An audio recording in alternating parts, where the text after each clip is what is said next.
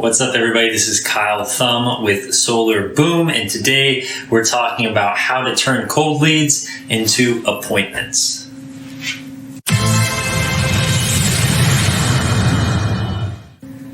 So one of the biggest mistakes that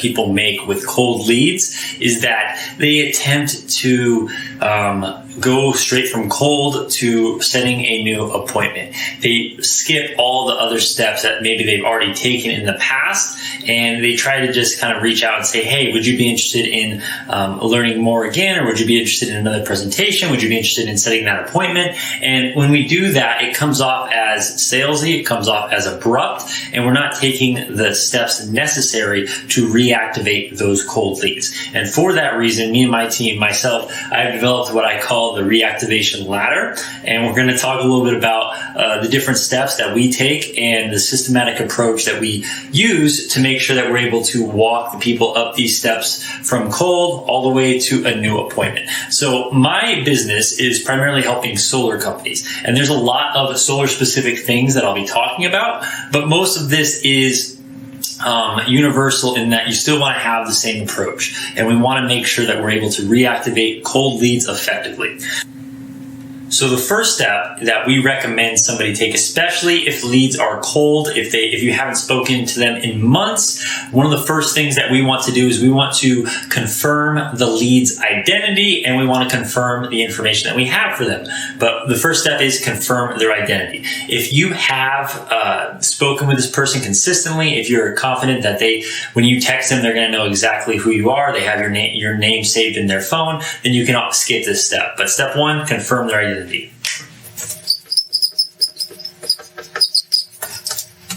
All right, so why do we confirm their identity? Even if we know that we have the right information on file, even if we know this, the reason we confirm their identity is because it's kind of an easier way to start the conversation.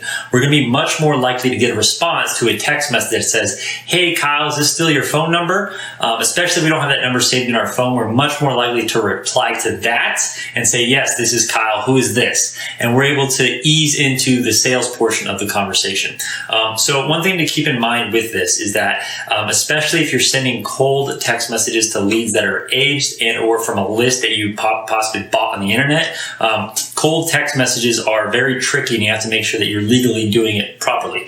But the number one step is that that's the question that I like to use because it gets a response a very high percentage of the time. It's a super easy question. We're just asking, hey, is this still your phone number? And from there, we can move into the conversation that we want to have. All right, so step number 2 is we want to reactivate their interest.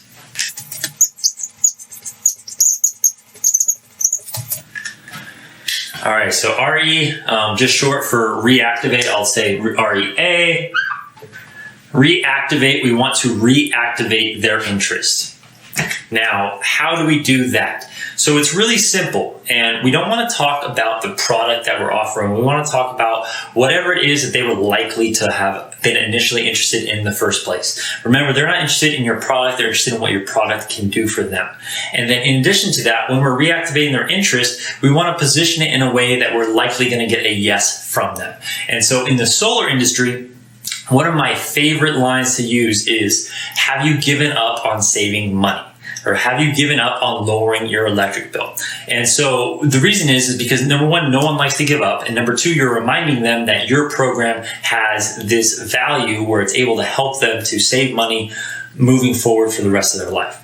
Right? And so what we want to do is we want to position it as an either or question, just to make sure that it's pretty straightforward which option they want to choose. So what I would do in this situation is I would be like, hey, or in text message form, obviously, hey, this is Kyle with SolarBOOM. I was wondering, are you still interested in our solar savings program, or have you given up on saving money? And so the reason I like that is because they're going to say, yes, I'm still interested. They're not going to say, very rarely do they say, yes, I have given up. And even if they do, that's perfectly fine. That means I get to clean my list and I get to take a non-interested lead and stop wasting time and resources towards them. So we want to reactivate their interest. We want to connect that to their previous what they're interested in. So what results or what is the value that your product is able to provide? What is it that actually interests them? We want to connect it to that. And we also want to position it in a way where it's almost a no-brainer either or question. have you given up on saving money on your electric bill, or are you still interested in our solar savings program? And when we do it that way, they're going to hopefully pick the option that we want. And if they don't, it's not a big deal, but we're making it easy for them to once again move up the ladder. All right, step number 3 on our reactivation ladder is that we want to ask a painful question. So this isn't exactly clear just by a painful question, but what we're talking about here is we're talking about poking the pain that we're hoping to solve. And so in the solar industry, what we're talking about is we're talking about people that have high electric bills, people that are paying increasing rates, people that are frustrated with their utility company. And we're going to ask a question that helps them to reflect on this, even if we already know the answer. So for example, a lot of times when we generate leads, especially online, a lot of times we already know what their average utility bill is. But with this question right here, especially if it's a cold lead, even if we already have that information, they probably forgot that they gave it to us initially anyways. So I like to ask that, which is, hey, how much is your average monthly bill? Or what is the highest bill that you've paid in the last 12 months? And what we're doing is we're beginning the qualifying process, but we're focusing on getting them to realize the pain that we're trying to solve. Because we already reactivated them. We reminded them what it is that they're interested in or what our product can give to them. And now what we're doing is we're just kind of reminding them why, not only what we can do for them, but the pain that we can solve. And so we want to make sure that this painful question is something that gives us the information that we need, but also reminds them of what it is that they don't like that we want to solve. All right, so a painful question.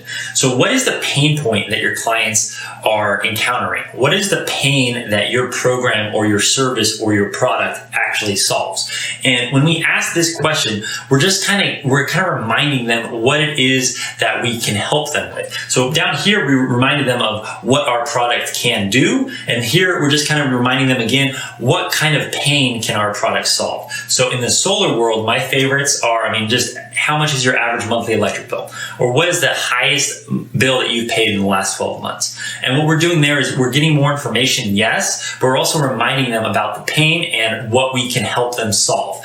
And so this is one of my favorites. It's very, very important because once again, as we're asking these questions, we're building rapport, we're gaining trust, rather than just reactivating their interest and going straight for the appointment.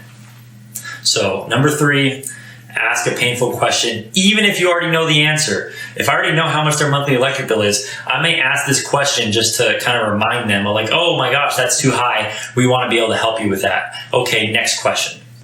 All right, step number 4, ask for permission.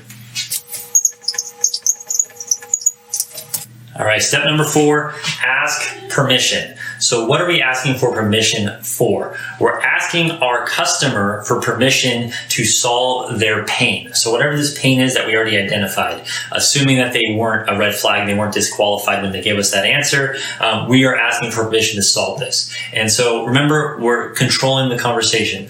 How much is your average electric bill? They tell us $250. And we're like, oh my God, that's way too high. I'm 99% sure that our program is going to be able to help you.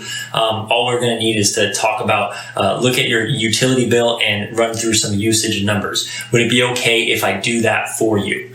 And what that does is we're putting ourselves in a position to get a yes. We're asking for, hey, this is the next step. It's really, really going to help you. Is it okay if I do that for you? They're going to say yes. And then at that point we say, great. Now all I need is a copy of your electric bill. Or you could say, well, you know what? That's way too high. Looking at all your information, I'm very, very certain that we can save you money and we can help you to make this switch and take advantage of this program. Would it be okay if we scheduled a time early next week or later this week? And once again, we're asking for permission. They give us the yes, and then we can move on to that next step, which is either get bill or appointment. All right, the last step, which sometimes, as I mentioned, there's times where we're able to skip and move forward, but the last step is we want to solidify. We want to solidify the appointment. We want to solidify what we asked for, and we want to make sure that we get it. So what we mean by solidify is a few different things. Number 1, we've got to follow up. If we send them this question, or if we send them any question, and they don't respond in 12 hours, we need to be reaching out and making sure that we get a response to our last ask. Because the way we've done it, we know who they are, we know that they're interested, we know the pain that we're trying to solve, we've asked for permission to solve that pain, and we know that this answer is most likely going to be a yes. Some people are going to, you say, hey, your electric bill is $300 a month. Our program is going to be able to help you for that. The next step is this. Would it be okay if I get started on that? And very few people are going to say no to this. So once we get to this stage, we got to solidify it, we got to follow up, and we need to make sure that we get them going before it kind of falls off their radar. Because what happens is if we get them to this point, and then we don't hear back from them for a week or 2 weeks or 3 weeks, all they do is they go back down here. Right? So we got to make sure that we solidify what we've done so far, and we got to get an appointment on the books, or we have to get the bill. Whatever that step is that's going to solidify that lead for us, we need to make sure that we do it. So this is really just, we've asked for permission, and now we're following up to make sure that we get them to that final step of the ladder, because everything else looks great. So there you have it. This is my reactivation ladder. It's just something that I've used and we developed when we're nurturing thousands and thousands of cold leads. And what we've done is we've created a process that allows us to reactivate them at a very, very high rate. And what people do wrong is they like to skip all these steps. They like to take a cold lead and they like to try to get an appointment on the books. And so you will have success with that, but you're also going to lose a lot of leads that you might have had otherwise. And so what they're really doing when they do that is they're trying to go, basically, if we're talking about if appointment is at this level here and the cold leads are at this level, so what we're saying is what we're measuring is how hot is the lead, right? What they're trying to do is they're trying to go straight up here and they're trying to skip all the steps. And we have to ease them through that process, just like we ease them through a funnel, just like we ease them through any one of our processes. We take them step by step. We make it easy for them. And when we do that, we're going to have a much, much higher rate. And when we kind of get those processes lined out, we can almost automate this, and we can nurture and reactivate thousands of leads and do it very easy and predictably. So remember, when we're dealing with cold leads, confirm their identity, confirm their information. We want to reactivate their interest, remind them what it is that our product can offer them. We want to ask them a painful question. Even if we already know the answer, we want to ask them this because, once again, we're connecting our product to what we're trying to solve for them.